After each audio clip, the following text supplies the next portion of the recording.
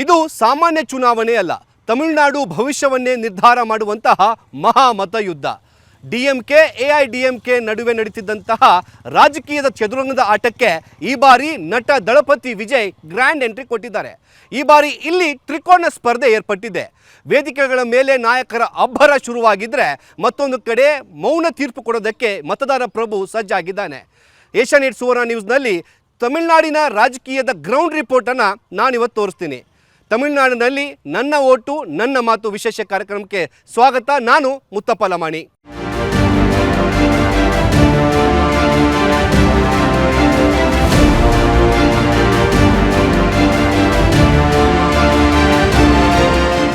ನಾನೀಗ ತಮಿಳುನಾಡಿನ ಹೂವಿನ ಮಾರುಕಟ್ಟೆಯಲ್ಲಿದ್ದೀನಿ. ಇಲ್ಲಿರುವಂತಹ ಮತದಾರರು ತಮ್ಮ ಮತದ ಬಗ್ಗೆ ಏನು ಹೇಳ್ತಾರೆ, ಇಲ್ಲಿರುವಂತಹ ರಾಜಕಾರಣದ ಬಗ್ಗೆ ಅವರ ಅಭಿಪ್ರಾಯ ಏನು ಅಂತ ಹೇಳಿ ನಾವು ಸಂಗ್ರಹ ಮಾಡೋಣ.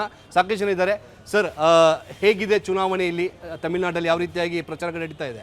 ಅದೆಲ್ಲ ನೆಲ್ಲ ಸಂದಾಗ ನಡೀತಾ ಇದೆ ಸರ್. ಇವಾಗ ನಮ್ಮ ಪಕ್ಕ ಇವಾಗ DMK ಅವರಷ್ಟು ಮೌಸಲ್ಲಿ ಓಡ್ತಾ ಇದೆ. ಅದನಿಂಕ ನಮ್ಮ ಪಕ್ಕ ಅಷ್ಟು DMK ಅಲ್ಲಿರೋಷ್ಟು ಮೌಸ್ ಇದು ಮಾಡಿದ್ಕ ಇವಾಗ ADMK ಅಲ್ಲಿರೋಷ್ಟು ಇದು DMK ಇದು ಪಾರ್ಟಿ ಎರಡುದ ಓಡ್ತಾ ಇರೋದು. ಆ ಎರಡರಲ್ಲಿ ಇವಾಗ ನೋಡ್ಬೇಕಂದ್ರೆ 50% ಇದೆ. ಅದು ಜನಗಳದ ಕೈಯಲ್ಲಿದೆ ಹೆಂಗಂತ. ಅಲ್ಲ, ಈ ಬಾರಿ ಯಾವ ಪಕ್ಷ ಯಾವ ಭರವಸೆಯನ್ನು ಕೊಟ್ಟಿದೆ? ಯಾಕಂದರೆ ತಮಿಳ್ನಾಡು ಅಂದ ತಕ್ಷಣವೇ ಮಿಕ್ಸಿ ಫ್ರಿಜ್ಜು ಕೊಡುವಂಥದ್ದು, ಅಂದರೆ ನಾರ್ಮಲ್ ಆಗಿ ಬೇರೆ ರಾಜ್ಯ ಕಡೆ ಹೋಲಿಸ್ಕೊಂಡ್ರೆ ಈ ಬಾರಿ ತುಂಬ ಜೋರ ನಡೀತಾ ಇದೆ. ಯಾವ್ಯಾವ ಪಕ್ಷಗಳು ಯಾವ್ಯಾವ ಭರವಸೆಯನ್ನು ಕೊಟ್ಟಿದೆ ಸರ್? ಇದುವರೆಗೂ ಅದು ಆ ಥರ ಯಾವುದು ಇನ್ನೂ ಗೊತ್ತಿಲ್ಲ. ಇನ್ನೂ ಟೈಮ್ ಇದೆ. ಆ ಟೈಮಲ್ಲಿ ಗೊತ್ತಾಗತ್ತೆ ಯಾರು ಗೆಲ್ತಾರಾಗಿದ್ರು ಇಲ್ಲಿ. ಗೆಲ್ತಾರ DMK ಸತ್ಯ ಅದ ನಮ್ಮ ಮೌಸು. ಅಲ್ಲ, ಈಗ ದಳಪತಿ ವಿಜಯ್ ಕೂಡ ಎಂಟ್ರಿ ಕೊಟ್ಟಿದ್ದಾರೆ ಸರ್. ಯಾಕಂದ್ರೆ ಜೆನ್ಜಿ ಓಟ್ಗಳನ್ನು ಸಾಕಷ್ಟು ಆಕರ್ಷಣೆ ಮಾಡುವಂಥದ್ದು. ವಿಜಯ್ ಅಂದರೆ ಅದು ಅವ್ರು ಇವಾಗ ಎಂಟ್ರಿ ಆಗವ್ರೆ.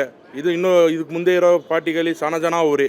DMK ಅನ್ನೋದು ಬಂದು ಅವ್ರ ತಾತ ಇಂಕ ಅವ್ರೆ. ವಿಜಯ್ ಅನ್ನೋದು ಇವಾಗ ಬಂದವ್ರೆ. ಆದರೆ ವಿಜಯ್ ಅನ್ನೋದು ಒಂದು ಮ್ಯಾಲೆ ಒಂದು ನಾನು ತಿಳಿದಂಗೆ ಒಂದು 20% ಇದೆ. ಯಾಕಂದರೆ ಇರೋದು ಯೂತ್ ಎಲ್ಲ ವಿಜಯ್ ಪಕ್ಕದ ಸಾನ ಸಪೋರ್ಟ್ ಮಾಡ್ತಾವ್ರೆ. ಸರ್ ಹೇಳಿ, ಈ ಬಾರಿಯ ನಿಮ್ಮ ಮತ ಯಾರಿಗೆ ಹಾಕ್ತಿದ್ದೀರಾ? ಜೊತೆಗೆ ಯಾವ ಪಕ್ಷ ಏನು ಭರವಸೆ ಕೊಟ್ಟಿದೆ? ಇಲ್ಲಿ ಬಂದು ಸತ್ಯ DMK ಸತ್ಯ ಗೆಲ್ಸೋಕ್ಕೆ ಗ್ಯಾರಂಟಿ. ಸರ್, ಈ ಲಾಸ್ಟ್ ಟೈಮು DMK ಅಧಿಕಾರದಲ್ಲಿದ್ದಾಗ ಎಲ್ಲ ಕೆಲಸವನ್ನು ಮಾಡಿದಾರಾ? ನೀವು ಹ್ಯಾಪಿ ಇದ್ದೀರಾ ಆ ಒಂದು ಕೆಲಸದಿಂದ? ಸಂತೋಷವಾಗಿದ್ದೀರಾ? ಒಂದು 50% ಮಾಡಿದ್ದಾರೆ. ಫುಲ್ಲು 100% ಹೇಳೋಕ್ಕಾಗಲ್ಲ. 50% ಮಾಡಿದ್ದಾರೆ. ಮೇಯರು MLA ಇದ್ದಾರೆ, ಮೇಯರು ಎಲ್ಲ ಸಂದಾಗ ಮಾಡಿದ್ದಾರೆ. ಯಾವ ಪಕ್ಷ ಗೆಲ್ಬೋದು ಈ ಬಾರಿ ಚುನಾವಣೆಯಲ್ಲಿ? ಎರಡು ಫುಲ್ ಟಫ್ ಇದೆ. ADMKನೂ DMKನೂ ಎರಡರಲ್ಲಿ ಯಾರು ಗೆಲ್ಸಿದ್ರು ಸ್ವಲ್ಪ ಓಟಲ್ಲಿದ ಗೆಲ್ಸೋದು. ದಳಪತಿ ವಿಜಯ್ ಎಂಟ್ರಿ ಬರ್ತಿದ್ದಂಗೆ ತಮಿಳ್ನಾಡು ರಾಜಕೀಯನೇ ಸ್ವಲ್ಪ ಚೇಂಜ್ ಆಗಿ ಹೋಯ್ತು ಅಂತಿದ್ದಾರೆ. ಒಂದು ಸಾರಿ ಆಂಧ್ರನಲ್ಲಿ ಹಿಂಗಿದೆ ಇರೋದು ಚಿರಂಜೀವಿಕೆ. ಹೈದ್ರಾಬಾದ್ನಲ್ಲಿ 10 ಲಕ್ಷ ಜನ ಸೇರಿದ್ದು ಚಿರಂಜೀವಿಕೆ.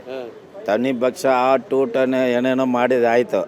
ಲಾಸ್ಟ್ಲಿ ಏನೂ ಆಗಿಲ್ಲ. ಒಂದು MLA ಕೂಡ ಅವ್ರ ಹತ್ರ ಆಗೋಕ್ಕಲ್ಲ ಆಂಧ್ರಲ್ಲ. ಹಂಗೆದ ಇದೆ. ವಿಜಯ್ಗೆ ನೋಡೋಕೆ ಬರ್ತಾರೆ. ವಿಜಯ್ ಫ್ಯಾನ್ಸ್ ಇದ್ದಾರೆ. 18 ವಯಸ್ಸಿಂದ 25-30 ವಯಸ್ಸುವರೆಗೆ ವಿಜಯ್ ಫ್ಯಾನ್ಸ್ ಇದ್ದಾರೆ. ಅದೆಲ್ಲ ಓಟ್ ಹಂಗೆ ಆಗ್ತದನ್ನಲ್ಲಿ ಹೇಳೋಕ್ಕಾಗಲ್ಲ. ಈ ಬಾರಿ ತಮಿಳುನಾಡಿನಲ್ಲಿ ಮಹಿಳಾ ಮತದಾರರನ್ನ ಸೆಳೆಯೋದಕ್ಕೆ ಸಾಕಷ್ಟು ಯೋಜನೆಗಳನ್ನು 3 ಪಕ್ಷಗಳು ಕೂಡ ರೂಪಿಸ್ತವೆ. ಮುಖ್ಯವಾಗಿ DMK ಅವರು ಮಹಿಳೆಯರಿಗೆ ಪ್ರತಿ ತಿಂಗಳು ಕೂಡ ಇಂತಿಷ್ಟು ರೂಪಾಯಿ ಕೊಡ್ತೀವಿ ಅಂತ ಹೇಳಿದ್ದಾರೆ. ಮತ್ತೊಂದು ಕಡೆ AIADMKದವರು ಕೂಡ ಉಚಿತ ಬಸ್ಗಳಾಗಿರ್ಬೋದು, ಬೇರೆ ಬೇರೆ ಯೋಜನೆಗಳನ್ನು ಕೊಟ್ಟಿದ್ದಾರೆ. ಹಾಗಿದ್ರೆ ಅವ್ರು ಏನು ಮಾತಾಡ್ತಾ ಕೇಳೋಣ. ಮೇಡಮ್, ಈ ಬಾರಿ ಎಲೆಕ್ಷನ್ ವೈಬ್ ಹೇಗಿದೆ ನಿಮ್ಮೂರಲ್ಲಿ? ಚೆನ್ನಾಗೇ ಇದೆ. ಇವಾಗ ಸದ್ಯಕ್ಕೆ ಚೆನ್ನಾಗೇ ಐತೆ. ಇಬ್ಬರು ಪೋಟಿಲಿ ಇದ್ದಾರೆ. ಒಂದು DMK, ಒಂದು ADMK. ಆದರೆ ಯಾರು ಬರುತ್ತೆ ಅಂತ ಗೊತ್ತಿಲ್ಲ. ಯಾರು ಬಂದ್ರೇನು ಜನಗಳಿಗೆ ಒಳ್ಳೇದು ಮಾಡೋರು ಬರಲಿ. ಆದರೆ DMK ಬಂದು ಮಾಡಲ್ಲ, ADMK ಬಂದರೆ ಮಾಡ್ತಾರೇನೋ ಅನ್ನೋ ಒಂದು ಆಸೆ ನಮಗೆ. ಬರಲಿ. ಯಾಕಂದರೆ 5 ವರ್ಷ ಅವರು ಬಂದರು, ಯಾರು ಏನು ಮಾಡಿಲ್ಲ. ನಮ್ಮನ್ನೆಲ್ಲ ಓಡಿಸ್ಲಾಡಿದ್ದು ಒಂದೇ ಮಿಚ್ಚ. ನಾವೆಲ್ಲ ಓಡಾಡಿ ರೋಡ್ಗಳಲ್ಲೆಲ್ಲ ಕುತ್ಕೊಂಡು ಹೋರಾಡಿ ಮೇಯರ್ ಹತ್ರ ಹೋದ್ವಿ. KG ಲೆಕ್ಕದಾಗ ಬಂಗಾರ ಐತೆ, ಚಿನ್ನ ಐತೆ ಅಂದರು. ನಾವು ಇಲ್ಲಿ ಭಿಕ್ಷೆ ಬೇಡೋದೆ. ಅವ್ರ ಹತ್ರ ಐತೆ, ಆದರೆ ಅವ್ರು ಹೇಳ್ಕೊಳಲ್ಲ. ನಮ್ಮ ಹತ್ರ ಇಲ್ಲ, ನಾವು ಹೇಳ್ತೀವಿ. ನಮಗೆಲ್ಲ ಚಿತ್ರಿಂಸೆ ಕೊಟ್ಟು ಲಾಸ್ಟಲ್ಲಿ ರಾಮಚಂದ್ರಯ್ಯ ಗೆಲ್ಲಿಸಿ ಇಲ್ಲಿ ಕುಂಡ್ರಿಸಿದ್ದಾರೆ. ತಳಿ ರಾಮಚಂದ್ರಯ್ಯ ಹತ್ರ ಹೋಗಿ ಕೇಳ್ಕೊಂಡು ಅವ್ರು ತಂದು ಇಲ್ಲಿ ಕುಂಡ್ರಿಸಿದ್ದಾರೆ. ಅವ್ರು ಹೊಸೂರಿಗೆ ಬಂದರೆ ಚೆನ್ನಾಗಿರುತ್ತೆ. ಅವ್ರ ತಳಿ ಇಲ್ಲಿ ADMK DMK ಐತೆ, ಇಬ್ಬರಲ್ಲಿ ಯಾರು ಬಂದ್ರೂ ಸರಿ, ಆದರೆ DMK ಬರಬಾರ್ದು, ADMK ಬರಲಿ. ದಳಪತಿ ವಿಜಯ್ ಬರ್ಬೋದು, ADMKನೂ ಬರ್ಬೋದು. DMK ಬೇಡ, ಸಾಕು. ಯಾಕಂದರೆ 5 ವರ್ಷದ ಮಗನೂ ಬಿಡ್ತಾ ಇಲ್ಲ, 1 ವರ್ಷದ ಮಗುನೂ ಬಿಡ್ತಾ ಇಲ್ಲ, ಹೆಣ್ಮಕ್ಳಿಗೆ ಸೇಫ್ಟಿ ಇಲ್ಲ. ಅದರಲ್ಲಿ ಬರೋರು ಅಂದರೆ ಒಳ್ಳೆಯವ್ರು ಬರಲಿ, ಇವರು ಯಾರು ಬೇಡ, ಎಲ್ಲ ಬೆನ್ಚುಚ್ಚೋರೇ ಇರೋದು. ಈಗ ಹೆಂಗೆ ಇಲೆಕ್ಷನ್ನು ನಿಮ್ಮ ತಮಿಳ್ನಾಡಲ್ಲಿ ಹೆಂಗೆ ನಡೀತಾ ಇದೆ? ಜೋರಿದೆಯಾ ಹಿಂಗೆ? ಇವಾಗ ರಶ್ ಕಮ್ಮಿ ಆಯ್ತದೆ, ಇನ್ನು ಒಂದು 4-5 ದಿವಸ ಹೋದ್ರೆ ಜೋರು ನಡೀಬೋದು. ಯಾರು ಬಂದ್ರೆ ಬಡವ್ರಕ ಅವ್ರಿಗೆ ಸಹಾಯ ಮಾಡಿ ಹೆಲ್ಪ್ ಆಗಬೇಕು. ನಾವಂತೇ ಏನಿಲ್ಲ, ಇರೋರು ಇರ್ತಾರೆ, ಇಲ್ದಿರೋರು ಇರ್ತಾರೆ, ಅವ್ರಿಗೆ ಚೆಂದಾಗ ಹೆಲ್ಪ್ ಆದರೆ ಸರಿ. ಅಲ್ಲ, ಈ ಹಿಂದೆ DMK ಇತ್ತಲ್ವಾ, ಈ DMK ಎಲೆಕ್ಷನ್ ಮತ್ತೆ ವಾಪಸ್ ಬಂದಿದ್ದಾರೆ, ನಿಮ್ದು ಓಟ್ ಯಾರಿಗೆ ಹಾಕ್ತೀರಿ? ಅದು ಇವಾಗ ಸದ್ಯಕ್ಕೆ ಯಾರಕ್ಕಂತಂದು ಇವಾಗ ಹೇಳೋಕ್ಕಲ್ಲ. ಅವ್ರವ್ರ ಮನಸ್ಸಾಗ ಅವ್ರು ಸೀಕ್ರೆಟಾಗಿ ಅವ್ರದ್ದು ಮಾಡಬೇಕು. ನಾವು ಫಸ್ಟೇ ಪ್ರಚಾರ ಮಾಡಬಾರ್ದು. ಅವ್ರಿಗೆ ಮಾಡಿದ್ರೆ ಇವ್ರಿಗೆ ಮಾಡಿದ್ರೆ ಅವ್ರಿಗೆ ಮನಸ್ಸಾಗ ಯಾರು ಇರ್ತಾರೆ ದೇವ್ರು ಬಿಟ್ಟಿದ್ದಾರೆ. ಅಲ್ಲಿ ಯಾರು ಗೆಲ್ಲಬೇಕು ನಿಮ್ಮ ಪ್ರಕಾರ? ಯಾರು ಬಂದ್ರೇನು ಬಡವ್ರು ಚೆನ್ನಾಗಿರ್ಬೇಕು. ತಮಿಳುನಾಡಿನಲ್ಲಿ ಚುನಾವಣೆ ಕಾವು ರಂಗೇರಿದೆ. ಇದೇ 23ನೇ ತಾರೀಕು ಮತದಾನ ನಡೆಯುತ್ತೆ. ತಮಿಳುನಾಡಿನಲ್ಲಿ ಯಾವ ಪಕ್ಷಗಳ ನಡುವೆ ತೀವ್ರವಾದಂಥ ಪೈಪೋಟಿ ಇದೆ ಅಂತೇಳಿ ಇಲ್ಲಿನ ಸ್ಥಳೀಯರನ್ನೇ ಕೇಳೋಣ. ಸರ್, ಇಲ್ಲಿ DMK ಪಕ್ಷ ಮತ್ತು AIDMK ಪಕ್ಷ ಇದರ ನಡುವೆ ವಿಜಯ್ ಕೂಡ ನನ್ನ TVK ಪಾರ್ಟಿಯನ್ನು ಕೂಡ ಕಣಕ್ಕಿಳಿಸಿದ್ದಾರೆ. ಯಾರ ನಡುವೆ ಪೈಪೋಟಿ ಇದೆ? ಯಾರು ಜನರ ಒಲವು ಹೆಚ್ಚಾಗಿದೆ? ಸರ್, ಪೈಪೋಟಿ ಬರೋದೇ ಮೈನು ADMK DMK ಸರ್. ಅದರಲ್ಲಿ ಇವಾಗ ಸ್ವಲ್ಪ ಟಫ್ ಆಗಿದೆ. ಬಟ್ ಮ್ಯಾಕ್ಸಿಮಮ್ ಲೋಕಲಲ್ಲಿ ಬರೋದು DMK ಬರ್ಬೋದು ಸರ್, ಅದು 100%. TVK ಬಂದು ಸ್ವಲ್ಪ ಇದೆ, ಬಟ್ ಏನು ಪರ್ಸೆಂಟೇಜ್ ಅಷ್ಟು ಬರೋಂಗಿಲ್ಲ. ಬಟ್ ಮೈನಾಗಿ ಬರೋದು ಪೈಪೋಟಿ ಇರೋದು ADMK DMK ಸರ್. ಅದ್ರಲ್ಲಿ ನೋಡಿದ್ರೆ DMK 100% ಲೋಕಲ್ ಇಲ್ಲಿದೆ ಸರ್. ಇಲ್ಲಿ ಸ್ಟಾಲಿನ್ ಕೆಲಸ ಮಾಡಿದಾರ? ಸ್ಟಾಲಿನ್ ಏನು ಮತ್ತೆ CM ಆಗ್ತಾರಾ ಅಂತ ಅನ್ಸುತ್ತಾ ನಿಮಗೆ? 100% ಆಗ್ತಾರೆ ಸರ್. ಅವರು ಎಲ್ಲ ಮಾಡಿದ್ದಾರೆ. ಜನಗಳು ಸ್ವಲ್ಪ ಆಪೋಸಿಟ್ ಪಾರ್ಟಿಗಳು ಉಲ್ಟಾ ಪಲ್ಟಾ ಹೇಳ್ತಾ ಇದ್ದಾರೆ, ಬಟ್ 100% ಮಾಡಿದ್ದಾರೆ. ಅದರಲ್ಲಿ ಮೈನ್ ಪಾಯಿಂಟ್ ಹೇಳಿದರೆ ಲಾಸ್ಟ್ ಟೈಮ್ ಬಂದು 5,000 ಕೊಟ್ಟಿದ್ದಾರಲ್ಲ, ಸ್ವಲ್ಪ ಎಫೆಕ್ಟ್ ಇದೆ. ಸೊ ಮಾಡ್ತಾರೆ. ನೆಕ್ಸ್ಟ್ ಬಂದು CM ಬರೋದು ಅವರೇ ಸರ್. ಅಲ್ಲ, ಸ್ಟಾಲಿನ್ ಏನು ಈ ಸಲ ಅವ್ರ ಮಗ ಉದಯನಿಧಿ ಮಾರನ್ ಏನೋ ಅವ್ರನ್ನ CM ಮಾಡ್ತಾರೆ ಅಂತ ಹೇಳ್ತಾರೆ. ಅವ್ರಿಗೆ ಪೈಪೋಟಿ ಕೊಡೋದಕ್ಕೆ ಈಗ ಏನು TVK ವಿಜಯ್ ಬೇರೆ ಅಖಾಡಕ್ಕೆ ಬಂದಿದ್ದಾರೆ. ಇವೆಲ್ಲ ಎಫೆಕ್ಟ್ ಆಗಲ್ವಾ? ಸ್ಟಾಲಿನ್ಗೆ ಏನು ಸೆಟ್ ಬ್ಯಾಕ್ ಆಗಲ್ವಾ ಸರ್? ವಿಜಯ್ ಬಂದ್ಬಿಟ್ಟು ನೋಡಿದ್ರೆ ನಿಮಗೆ DMKನೂ ಕಡಿಮೆ ಆಗುತ್ತೆ, ADMK ಕಡಿಮೆ ಆಗುತ್ತೆ, BJP ಎಲ್ಲರೂ ಇದ್ದಾರೆ ಅದರಲ್ಲಿ. ಬಟ್ ತಿರುಮಾವಲೊಂದಿದೆ, ಅವನೇನು ಕಿತ್ಕೊತಾರೆ, ಓಟ್ ಸ್ವಲ್ಪ ಕಡಿಮೆ ಆಗ್ಬೋದು, ಬಟ್ ವಿನ್ನಿಂಗ್ ಮಾಡೋಕ್ಕಾಗೋದಿಲ್ಲ. 100% DMK ಬರುತ್ತದೆ, ಸತ್ಯ ಗೆಲ್ಲಿಸ್ತಾರೆ.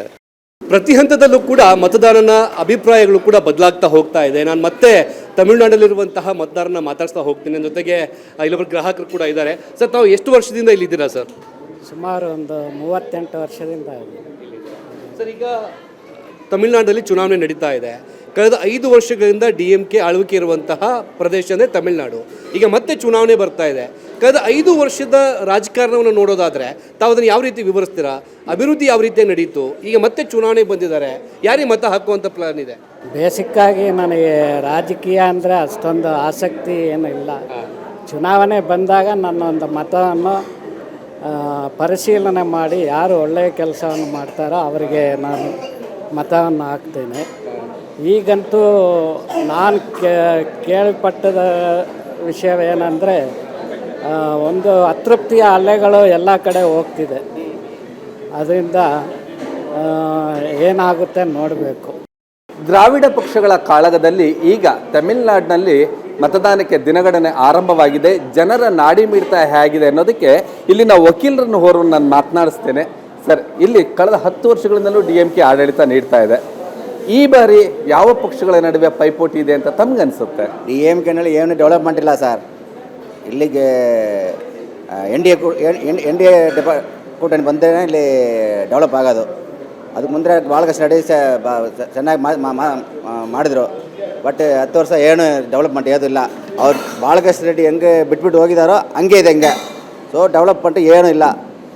ಅಂದರೆ ರಾಜ್ಯದಲ್ಲಿ AIDMK ಮತ್ತು BJPಯ ಮೈತ್ರಿ ಇದೆ. ಸೊ ಇದು ಹೆಚ್ಚು ಸೀಟುಗಳನ್ನು ತೆಗೆದುಕೊಳ್ಳುತ್ತೆ ಅಂತ ಅನಿಸುತ್ತೆ ತಮಗೆ? ಖಂಡಿತ ಸರ್, ಖಂಡಿತ ಜಾಸ್ತಿ ಬರುತ್ತೆ.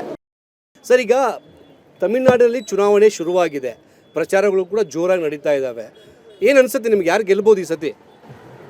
ಇಲ್ಲಿ DMK ಇಲ್ಲಿ ಬರೋದು ಹೊಸೂರಲ್ಲಿ. ಯಾಕಂದರೆ ಅವರೆಲ್ಲ ಫೇವರಾಗಿ ಮಾಡವ್ರೆ. ಇದೆಲ್ಲ ಇದ್ರೂ ಹಿಂದೆ ತಮಿಳ್ನಾಡು ನೋಡಿ ಎಲ್ಲ ಸ್ಟೇಟ್ಗಳಲ್ಲಿ ಇದು ಮಾಡವ್ರೆ. ಈ ಲೇಡೀಸ್ಗೆ ಅಮೌಂಟ್ ಕೊಡೋದು, ಬಸ್ಸು ಇದು ಫ್ರೀ ಎಲ್ಲ ಕೊಡೋದು ತಮಿಳ್ನಾಡು ನೋಡಿ 17 ಸ್ಟೇಟ್ ಕೊಟ್ಟವ್ರೆ ಇಂಡಿಯಾದಲ್ಲಿ. ಅದರಿಂದ ಅವರೇ ಬರೋದು ಚಾನ್ಸ್ ಐತೆ.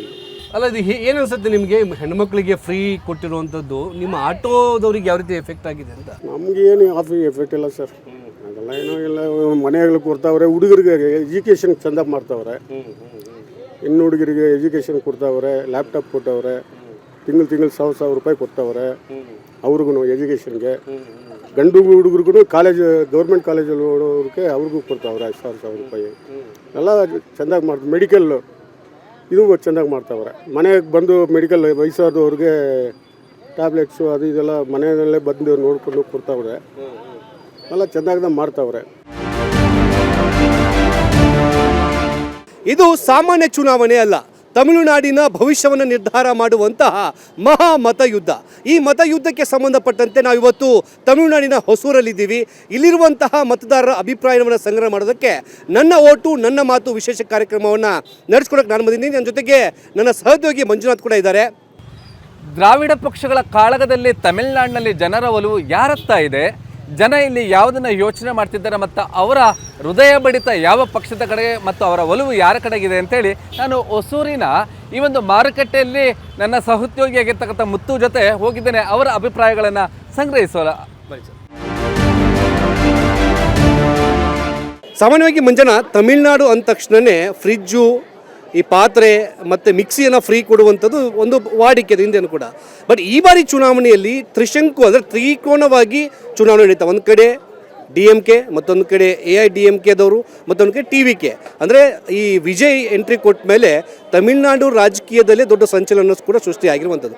ಜನರ ಅಭಿಪ್ರಾಯ ಹೇಗಿರ್ಬೋದು ಅಂತ ತಮ್ಮ ಅಭಿಪ್ರಾಯ? ಇಲ್ಲ, ನೇರವಾಗಿ ಅವ್ರನ್ನೇ ಕೇಳಿ ತಿಳ್ಕೊಳ್ಳೋಣ. ಅಂದ್ರೆ ಇಲ್ಲಿ ದ್ರಾವಿಡ ಪಕ್ಷಗಳ ನಡುವೆ ಯಾವಾಗಲೂ ಪೈಪೋಟಿ ಇರುವಂಥದ್ದು, ಅದನ್ನ ಅವ್ರನ್ನೇ ಕೇಳೋಣ, ಅವ್ರು ಏನು ಮಾತನಾಡ್ತಾರೆ ಅಂತೇಳಿ. ಸ್ಟಾಲಿನ್ ಅವರು DMK ಪಕ್ಷ ಬಂತು, 5 ವರ್ಷ ಕಂಪ್ಲೀಟ್ ಆಗಿ ರಾಜಕಾರಣ ಮಾಡಿದ್ರು. ಹೇಗೆ ಅನಿಸ್ತು ಅವ್ರು, ಹೇಗಿದ್ರು ಆಡಳಿಕೆ? ಹೌದು, ಹೇಗೆ ಕೆಲಸ ಮಾಡಿದ್ರು ಅಂತ?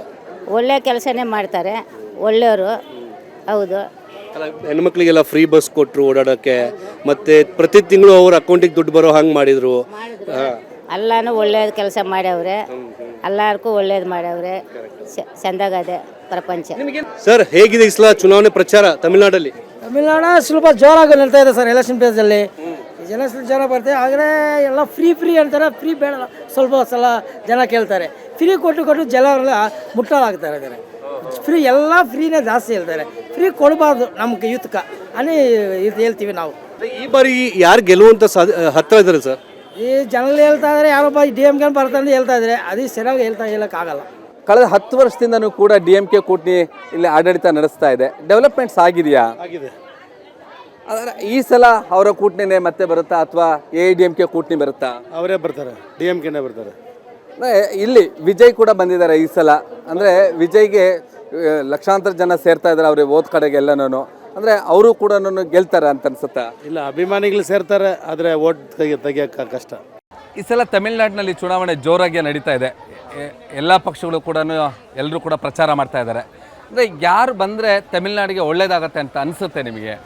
ನಮ್ಮ ಪ್ರಕಾರ ಅನ್ಕೊಂಡೆ ಇವರು AIDMK ಬರುತ್ತೆ. AIDMK ಬರುತ್ತೆ, ಸ್ವಲ್ಪ ಒಳ್ಳೇದು ಮಾಡ್ತಾರೆ. ಯಾಕೆ ಅಂದರೆ ಮುಂದೆ ಸಲ ಚೆನ್ನಾಗಿ ಮಾಡ್ತಾರೆ ಅವರು. ಈ DMK ಅಷ್ಟು ಚೆನ್ನಾಗಿ ಮಾಡ್ದಿಲ್ಲ ನಮ್ಮ ಪ್ರಕಾರ. ಅದು ಗೊತ್ತಾಯಿತು. ಅಂದರೆ ಈ ಸಲ ತಮಿಳುನಾಡಿನಲ್ಲಿ ಜನ ಮಾತಾಡ್ಕೊಳ್ತಾ ಇರೋದು AIDMK ಬರುತ್ತೆ ಅಂತಲ್ಲ? ಹೌದು, ಹಂಗೆ ಬರುತ್ತೆ. ಅವರೇ AIDMK ಬರುತ್ತೆ. ಮುಂದೆ ಸರ್, ಈಗ ಎಲ್ಲ ಕಡೆಯೂ ಕೂಡ ಅಭಿಪ್ರಾಯ ಸಂಗ್ರಹ ಮಾಡ್ಕೊಂಡು ಬಂದ್ವಿ ನಾವು. ಪ್ರತಿಯೊಬ್ಬ ರೈತರಲ್ಲೂ ಕೂಡ ವಿವಿಧವಾದಂತಹ ಒಂದು ಅನಿಸಿಕೆಗಳಿದ್ದಾವೆ. ಒಬ್ಬರು ಹೇಳ್ತಾರೆ DMK ಅಂತೇಳಿ, ಮತ್ತೊಬ್ಬರು ಹೇಳ್ತಾರೆ AIDMK ಅಂತ ಹೇಳ್ಬಿಟ್ಟು, ಮತ್ತೊಬ್ಬರು ಹೇಳ್ತಾರೆ ವಿಜಯ್ ಅವರನ್ನು ಆ್ಯಕ್ಟರ್ ಅಂತೇಳಿ ನೋಡೋಕೆ ಹೋಗುವಂಥ ಜನ ಜಾಸ್ತಿ ಅಂತೇಳಿ. ಮತ್ತು ಏನು ಅಂತಂದರೆ ಎಲ್ಲರೂ ಕೂಡ ನಿರ್ದಿಷ್ಟವಾಗಿ ಹೇಳೋದು ಏನಂತಂದರೆ, ಅಂದರೆ ಇಲ್ಲಿ ದ್ರಾವಿಡ ಪಕ್ಷಗಳ ನಡುವೆನೇ ಪೈಪೋಟಿ. ಇಲ್ಲಿ TVK ಅಂದರೆ ವಿಜಯ್ನ ನೋಡೋದಕ್ಕೆ ಹೆಚ್ಚು ಜನ ಸೇರ್ತಾರೆ ಹೊರತು ಅದು ಮತಗಳಾಗಿ ಪರಿವರ್ತನೆ ಆಗೋದು ನಮಗೆ ಡೌಟು. ಅಂದರೆ ಅವ್ರ ಫಾಲೋವರ್ಸ್ ಜಾಸ್ತಿ ಇದ್ದಾರೆ, ಸೇರ್ತಾರೆ. ಆದರೆ ಪೈಪೋಟಿ ಇರುವಂಥದ್ದು AIDMK ಮತ್ತು DMK ಆ ಮೈತ್ರಿಕೂಟದ ನಡುವೆನೇ ಅನ್ನುವಂಥ ಮಾತು. ನೋಡೋಣ, ಜನ ಇನ್ನೂ ಅಂದರೆ ದಿನ ಸಮೀಪಿಸ್ತಾ ಇದ್ದಂತೆ ಮತದಾರನ ಒಲವು ಯಾವ ಕಡೆ ಬೇಕಿದ್ರೂ ವಾಲಬಹುದು.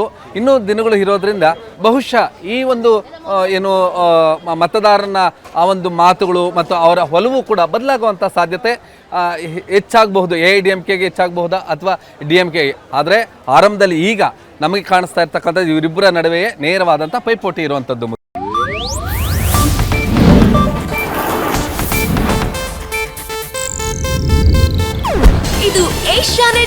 ನೆಟ್ವರ್ಕ್ ಪ್ರಸ್ತುತಿ.